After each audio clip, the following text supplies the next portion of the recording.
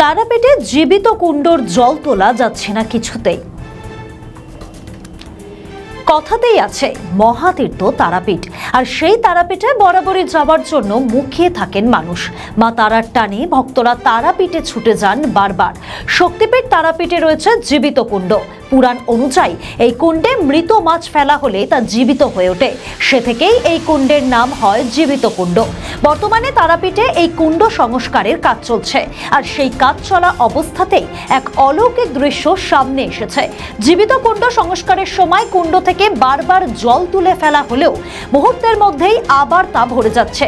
স্থানীয়দের দাবি, কুণ্ড থেকে বারংবার জল বার করার চেষ্টা করা হলেও কিছুতেই কুণ্ড খালি করা সম্ভব হচ্ছে না। কুণ্ডের নিচে রয়েছে আসল আরেকটি কুণ্ড, যার জলই কোনোভাবে সম্পূর্ণ তুলে ফেলা সম্ভব হচ্ছে না, যা নিয়ে ভক্ত স্থানীয়দের মধ্যে চাঞ্চল্যের সৃষ্টি হয়েছে। মনে করা হয় পবিত্র এই কুণ্ডটি মা তারার আশীর্বাদে পূর্ণ। সংস্কার চলছে কুণ্ডে, ফলে কুণ্ডের অভ্যন্তরীণ দৃশ্য এখন দেখা যাচ্ছে, আর তা দেখতে দূর দূরান্ত থেকে এসে ভিড় জমিয়েছেন মানুষেরা। কুণ্ডের জল তারা তাদের পরিজনদের জন্য নিয়ে যাচ্ছেন।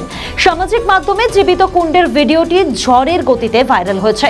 জীবিত কুণ্ড নিয়ে নানান আলোচনা সৃষ্টি হয়েছে। আমাদের ভিডিও ভালো লাগলে লাইক ও শেয়ার করুন, কমেন্ট সেকশনে আপনাদের মতামত জানান।